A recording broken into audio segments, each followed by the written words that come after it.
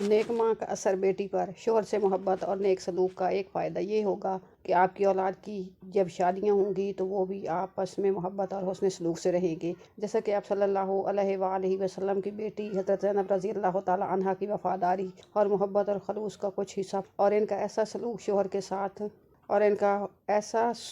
के साथ क्यों ना होता। इनकी वालदा हज़रत खदीजा रज़ी अल्लाह ताला अन्हा ने भी अपने शोहर सरदारुल अंबिया के साथ ऐसी ही वफ़ादारी और इताअत और जानिसारी का सबूत दिया। इसका ये नतीजा था कि हज़रत खदीजा रज़ी अल्लाह ताला अन्हा की नवासी उमैमा जो ज़ैनब रज़ी अल्लाह ताला अन्हा की बेटी हैं, वो भी उन ही सफ़ात से मुतसिफ़ हुई।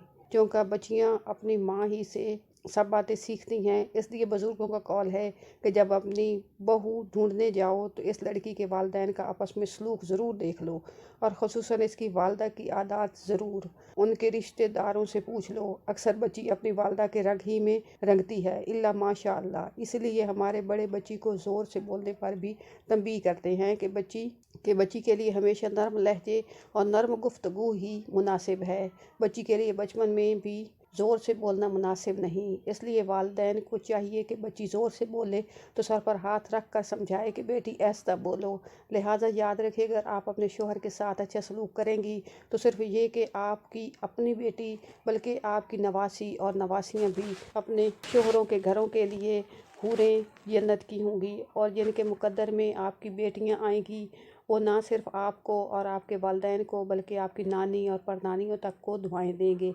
जैसा हज़रत अबू अल आस रज़ी अल्लाह ताला अन्हो शिरक की हालत में भी शाम के सफ़र में हज़रत ज़ैनब रज़ी अल्लाह ताला अन्हा को इन अल्फाज में याद किया करते थे, ऐ अल्लाह बेहतरीन बदला अता फरमा अमीन नेक वफ़ादार बेटी को। और ये दुआ दुनिया के हर शोहर की है जिसको अपनी बीवी की सिफ़ात का इल्म हो। माँ की नसीहत रुखसत होने वाली बेटी को, लिहाजा वालिदैन को चाहिए कि वो अपनी बेटी की सही तरबियत करें, उसे तालीम का ज़ेवर दें, सलीका और नज़्म ख़ानादारी की चूड़ियाँ दें, खौफ खुदा का लिबास दें, तकवा के कंगन दें और ज़िक्र इलाही और इताअत का जहेज़ दें।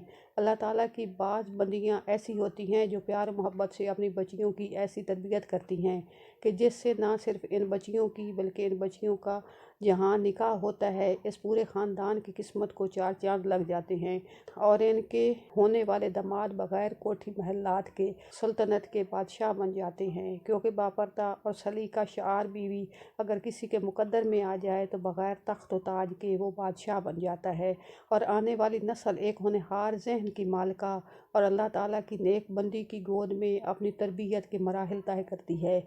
अल्लाह ताला की इन ही नेक बंदियों में हज़रत अस्मा बिनते खारजा रज़ी अल्लाह ताला अन्हो थी। उन्होंने अपनी बेटी को रुखसती के वक्त इन सुनहरी अल्फाज से नसीहत फरमाई थी जो तारीख़ के इन मिट सफ़हात में आज तक महफूज है और हर दुल्हन के लिए मशले राह है।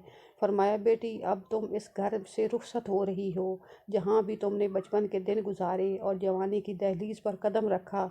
अब तुम ऐसे बिस्तर की जीनत होगी जिसकी खुशबू तुम्हारे लिए अजनबी है, और ऐसे रफ़ी के सफ़र के साथ कदम ब कदम चलोगी जिससे तुम मानूस नहीं हो। लिहाजा बेटी तुम अपने रफ़ीक ज़िंदगी के लिए ज़मीन बन जाना ताकि वो तुम्हारे लिए आसमान बन जाए। तुम इसके लिए गहवारा बन जाना ताकि वो तुम्हारे लिए सहारा बन जाए। अगर तुम इसकी बांधी बन गई तो वो तुम्हारा ग़ुलाम बन जाएगा। इससे ज़िद और ज़बरदस्ती ना करना वरना वो तुमसे नफ़रत करने लगेगा। इससे दूर मत रहना वरना वो तुमको भुला देगा। अगर वो तुम्हारे नज़दीक आए तो तुम इससे और नज़दीक हो जाना। तुम इसकी नाक कान और आँख का ख्याल रखना, यानी तुम्हारी गफलत और बेहतियाती की वजह से इसको किसी चीज़ से तकलीफ़ न पहुँचे। ख़ुसूसन खुशबू का एहतमाम करना कि वो शोहर की नाक के ज़रिए से इसके दिमाग को राहत पहुँचाए। इसी तरह अपनी ज़बान का ख्याल रखना कि तुम्हारे मीठे बोल इसके कानों तक पहुँच कर इसको इत्मीनान और सुकून पहुँचाएँ। अपनी ज़ाहिरी हालत और हैबत की अच्छे होने का इत्माम रखना ताकि इसके लिए तुम आँखों की ठंडक और सरमाया राहत बन जाओ। चुनांचे जब वो तुम्हें देखे तो अच्छी हालत में नज़र आओ, मसलन बालों में कंघी, आँखों में काजल, सर के ऊपर दुपट्टा और साफ़ सुथरा लिबास हो। बस बेटी इन बातों का एहतमाम करोगी तो तुम्हारा छोटा सा घर जन्नत के मुशाबा हो जाएगा। अल्लाह करे कि तमाम मुसलमान बीवियाँ इस नेक माँ की नसीहत पर अमल करें और दुआ करें कि इसकी रहमत के صدقے جو سب سے زیادہ رحم کرنے والے اور ہمیشہ زندہ رہنے والے مہربان اللہ نے حضرت زینب رضی اللہ تعالی عنہا کے قلب مبارک پر رحمت فرمائی تھی، اس کا سایہ ہم پر اور ہماری بچیوں پر بھی ڈال دے۔ شوہر کا وہ درجہ جو اس کی نگاہ میں ہے، اس کو ہمارے دلوں کے چراغ میں روشن کر کے دل کا وہ خانہ جو شوہر کی محبت کا ہے، اس میں شوہر کی محبت بھر دے۔ آمین یا رب العالمین۔ نیک بیوی کی نیکی بھلائی نہیں جا سکتی، مثل مشہور ہے، نیکی اور بھلائی کرنے والا بھلائی کر کے بھول سکتا ہے، لیکن جس کے ساتھ نیکی کی جاتی ہے وہ نہیں بھولا کرتا۔ اور یہ کہ جس پر احسان کر لو وہ تمہارا غلام بن جائے گا۔ لہٰذا نیک بیوی اپنے آپ کو نیکی بھلائی پر ابھارتی رہے، اور جس دن دنیا سے چلی گئی میری نیکی بھلائی شوہر کو یاد آئے گی، اور شوہر میرے لیے دعا کریں گے، مجھے اچھے الفاظ سے یاد کریں گے، میری خدمت ان کو رات کے اندھیروں اور دن کے اجالوں میں میرے لیے دعاؤں پر مجبور کرے گی، اور شاید یہی میری مغفرت کا اور اللہ سبحانہ و تعالیٰ کے راضی ہونے کا سبب بن جائے۔ حضرت عائشہ رضی اللہ تعالیٰ عنہا فرماتی ہیں، جتنا رشک مجھے حضرت خدیجہ الکبریٰ رضی اللہ تعالیٰ عنہا پر ہوا، اتنا رسول اللہ صلی اللہ علیہ وآلہ وسلم کی کسی بیوی پر نہیں ہوا، حالانکہ میں نے انہیں دیکھا بھی نہیں تھا۔ اس کی وجہ یہ ہے کہ جب رسول اللہ صلی اللہ علیہ وآلہ وسلم اکثر ان کا ذکر فرمایا کرتے تو آپ صلی اللہ علیہ وآلہ وسلم کا دستور یہ تھا کہ جب آپ صلی اللہ علیہ وآلہ وسلم کوئی بکری ذبح فرماتے تو ڈھونڈ ڈھونڈ کر حضرت خدیجہ رضی اللہ تعالیٰ عنہ کی سہیلیوں کو اس کا گوشت ہدیہ بھیجا کرتے تھے۔ کبھی میں آپ صلی اللہ علیہ وآلہ وسلم سے عرض کرتی، آپ خدیجہ کو اتنا یاد کرتے ہیں جیسے خدیجہ رضی اللہ تعالیٰ عنہا ہی دنیا میں ایک عورت تھی۔ اس وقت آپ صلی اللہ علیہ وآلہ وسلم فرماتے، وہ ایسی اور ایسی تھیں اور ان سے میری اولاد ہے۔ اسی طرح آپ صلی اللہ علیہ وآلہ وسلم نے فرمایا، اس وقت اپنے زمانے کی سب سے اچھی عورتوں میں حضرت مریم بنت عمران تھیں، اور اپنے زمانے کی عورتوں میں سب سے بہتر حضرت خدیجہ رضی اللہ تعالیٰ عنہا ہیں۔ حضرت عائشہ رضی اللہ تعالیٰ عنہا فرماتی ہیں، ایک مرتبہ آپ نے ان کا تذکرہ کیا تو میں نے عرض کیا، سرخ منہ والی اس بڑھیا کا تذکرہ آپ کیوں اتنا کرتے ہیں؟ تو اللہ تعالیٰ نے ان سے بہتر آپ کو دیا ہے۔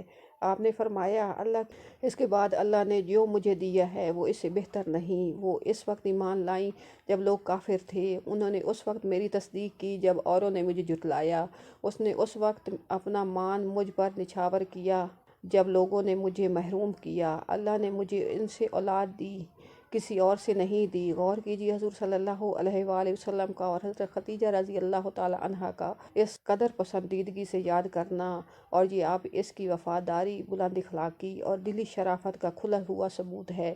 پھر یہ سب اس صورت میں تھا کہ حضرت خدیجہ رضی اللہ تعالیٰ عنہا معمر خاتون تھیں۔ بوقت نکاح حضور صلی اللہ علیہ وآلہ وسلم کی عمر 25 سال تھی اور حضرت خدیجہ رضی اللہ تعالیٰ عنہا کی عمر 40 سال تھی، اور جب تک حضرت خدیجہ رضی اللہ تعالیٰ عنہا زندہ رہیں، ان کی بڑی عمر کے باوجود آپ علیہ الصلوۃ والسلام نے کسی سے نکاح نہیں فرمایا، یہاں تک کہ حضرت خدیجہ رضی اللہ تعالیٰ عنہا کا انتقال ہو گیا۔